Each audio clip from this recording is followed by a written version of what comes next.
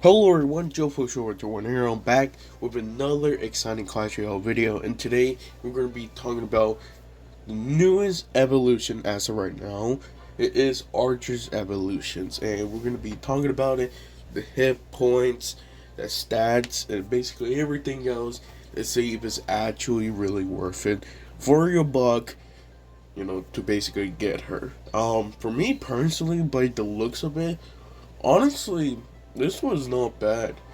Like, it's a bit weird because archers have like super archers, and then they have like it's just a bit weird, honestly, in my opinion. But I think overall it will do good. It's just weird. It's a bit weird how you use it, honestly, because when I first heard of their special ability, it, I don't know. It's just a bit weird, honestly. But I think it really does helpful. So let's go talk about it. Make sure to leave a like, subscribe, and hit the bell too. Get notified when I post another video. And let's do this. So as archers, I had to say honestly, archers is a really good pair. If you don't have Musketeer, archers is a really good combo that does pretty decent damage, pretty decent DPS, good amount of hit points. I know they die from arrows, but at the same time, I think overall they're just really helpful to go. So when archers are getting evolutions, honestly, they've been doing sneak peek. Everybody noticed it. Okay, we all been noticing it. It's not that difficult. I'm just saying. Like, I even noticed it from the first one. I was like, who's gonna be it? When I first checked the first picture, I was like, yeah, this one's archers. It's like, bro, come on, man. At least just show us the whole thing and say, oh, look, it's Archer's Evolution. Not show us just pics and pics of sneak peeks of it. Like, we already know what it is, Supercell. Okay? Just give it! But it's fine. It's fine. So, that's cool. Archers is our ninth evolution, too? Gosh dang. Yeah, ninth evolution. Wow. If I'm checking that right. Do I have one here? No, or an 8. 1, 2, 3, 4. Yeah, ninth evolution. That is crazy.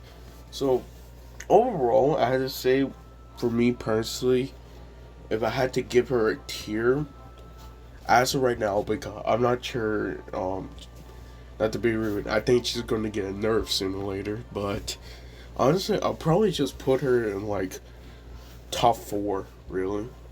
Because she really helpful with more DPS. Again, she's gonna increase with DPS and the increase of HP. And honestly, enough waiting. Let's go talk about it. Before we actually show the evolution archer stats, I gotta show you guys tournament standard stats. So if you do press the tournament standard Archon right here, you could see, for tournament standard. So, tournament standard basically 304 hit points in the range of 107. Also, the range is a 5, and everything else is basically the exact same thing. The only difference is her hit points, the range damage, and also the range. So, let's go talk about it. So, thank you for Real API for this. I'm really thankful about that. Honestly, I had to say the stats look pretty good. Of course, you notice the first thing you do notice is her hit points with an increase of 25%, and then her range damage is 156.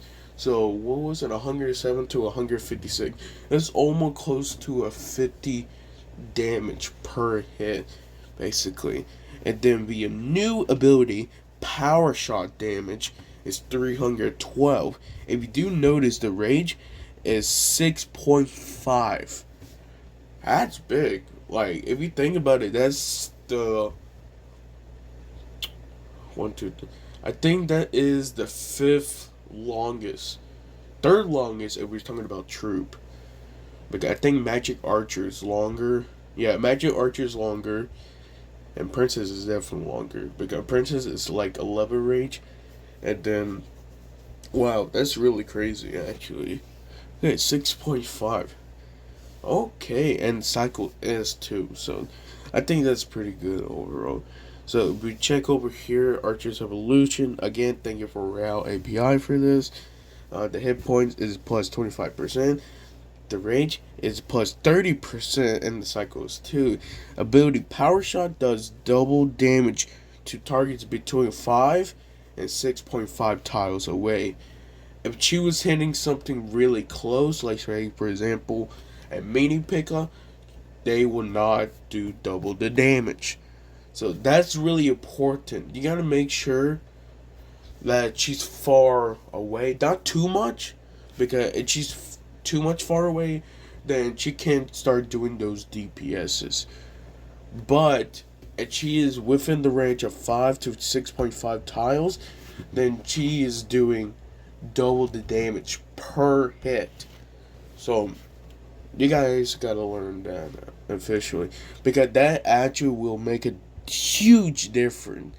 If she is not doing double the damage, and she's gonna do her normal damage, which is 156 on tournament standard. Again, that's level 11, so just you guys do notice, okay? So honestly, it's a bit weird because like I don't know, it's between 5 to 6.5 tiles. So the only way for her to actually do double the damage, she gotta first another troop that also does, a lot of rage.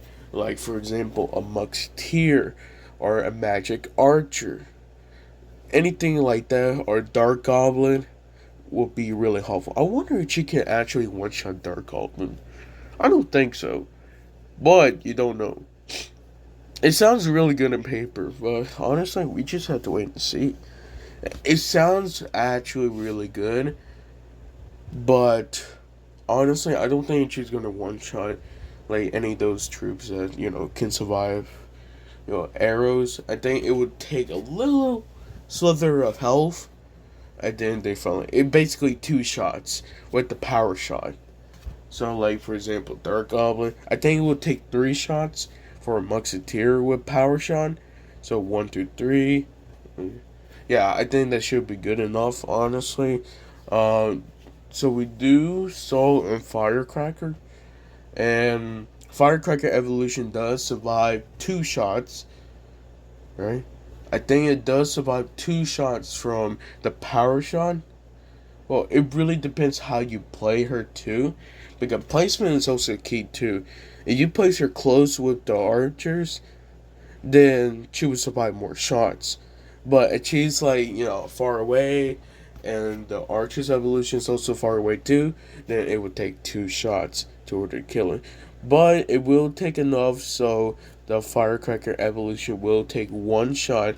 So you got to be careful of your placement for your archers. If not, you could get hit with the firecracker evolution and also do really bad, well, really major damage between your princess tower or king tower. So you gotta be careful how you place that. If not, then you will basically damage your archer's evolution and also your princess slash king's tower. So you gotta be careful with that. So I really do like this because this is different. I really thought it was going to be like very similar to Super Archers, but honestly, I had to say that I also like this one because it's not a lot. Well, yes and no. I don't see any problems with this. The only major problem I do see is the hit points. Because if you guys do remember, Firecracker Evolution already been nerfed from hit points because it was so much. So I'm waiting to basically see this same thing too. Maybe even damage, because it's a lot if you think about it. It's almost 200. Yeah, it's basically almost 200. Like 307. Wait, let me check that. 307 on tournament standard for regular archers. 550 hit points on evolution archers. You can already see the difference right there. That's 250. That's almost a Musketeer shot. By the way, that's just one. Just one. Not two. One. So basically, you got in total of 1,100 hit points for 3 elixir. So, that's, for me personally, it really is a lot. Because it does make a huge difference. The last time when I was talking about Royal Recruits evolution, you could definitely tell that it does make a huge difference on hit points. You see, Royal Recruits, I know I'm adding this a bit, but I noticed that it's a bit similar. Like the stats, when it was given stats for evolution, I noticed Royal Recruits and Archers evolution have been very similar because it was exactly same thing for Royal Recruits evolution. The only difference was the hit points and the shield, once destroyed, will charge. That's the only difference. So for me, basically, it does very similar. Honestly, it will make more sense because, it does more damage and it have more hit points. But that's from the Archer's evolution. The Royal Recruits evolution doesn't have HP buff, which is good. Whew. Like, if it does, it'd be more of a broken card. I do not want that.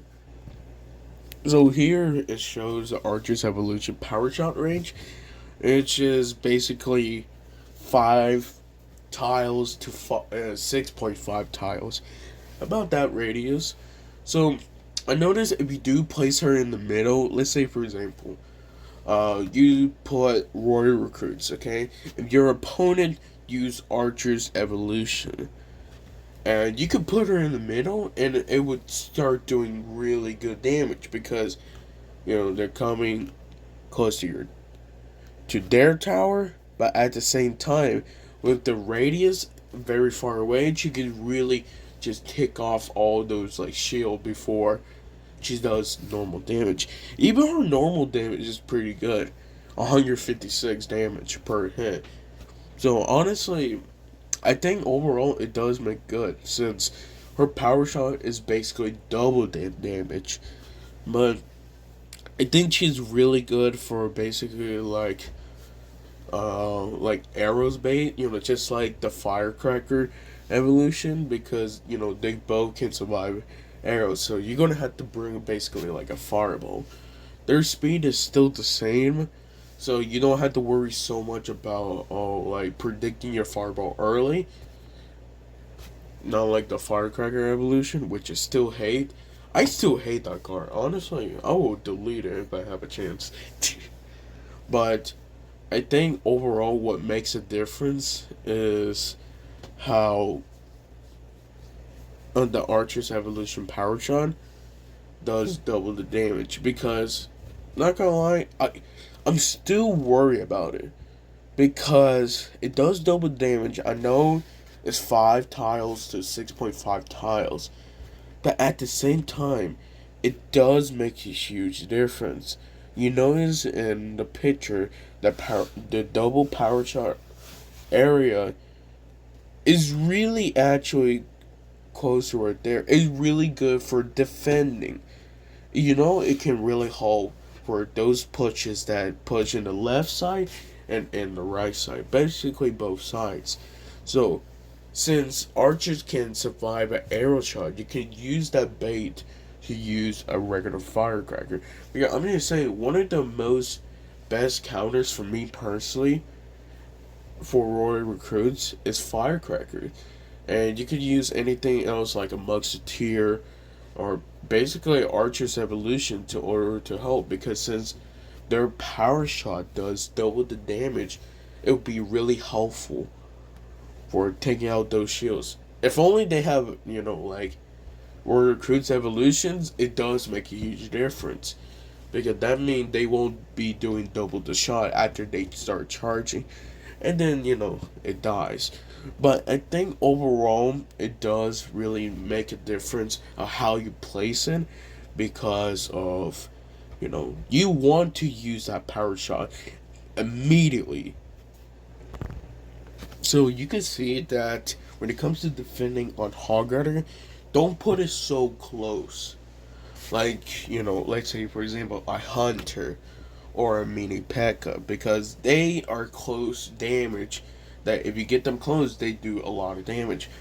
For like the Hunter, the closer the opponent is, the more damage it will take from its bullets. Like even for me, Hunter is so amazing because you can use it basically to counter like a balloon.